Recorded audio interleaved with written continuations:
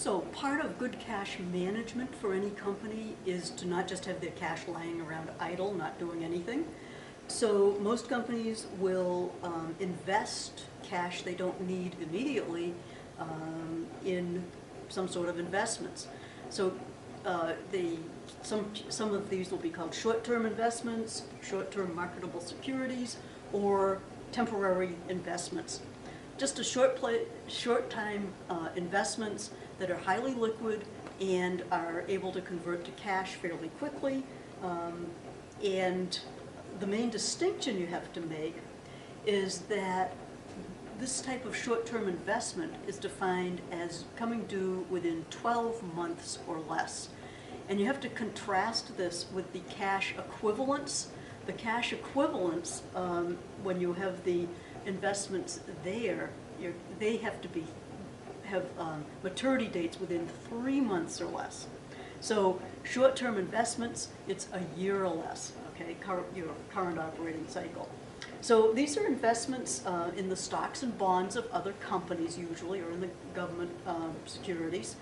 And they're liquid investments, but they're not classified as cash equivalents because their maturity dates are not within the 3 months.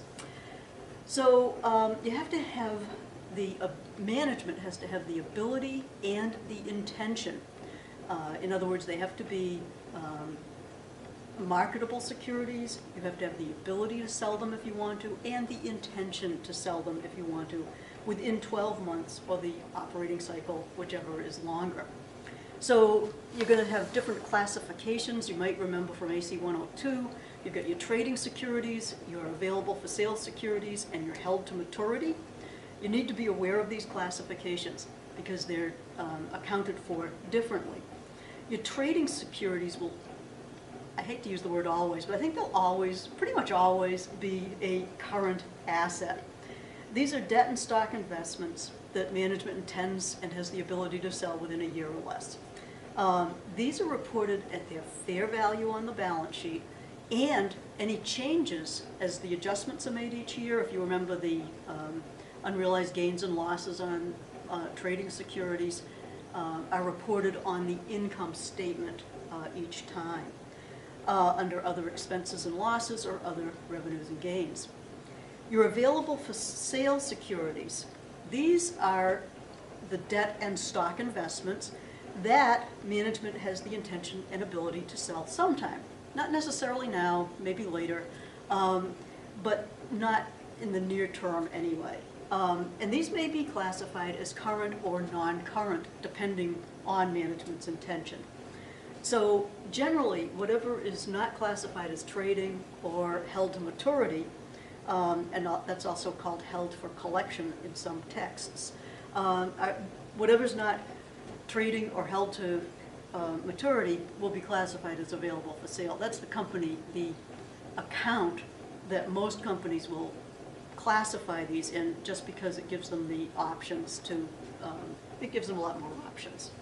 Okay, so the available for sale securities, if you remember, they're reported at fair value on the balance sheet, but the unrealized gains and losses are reported in the stockholders' equity of the balance sheet and not on the income statement, because the intention is not to sell them soon. Held to maturity, I'll just say a little bit about that. These would generally be classified as non-current, long-term, and these would, by definition, be debt securities, debt investments, because they have a maturity date, and stocks don't have that. And so these are reported at their amortized cost plus the discounted premium, and they get reported in the investments section of the balance sheet, which we'll get to. You need to know this now because they're sort of, if the securities are not trading or held to maturity, they're available for sale. Okay, so that's your short-term investments. We'll move on to receivables next.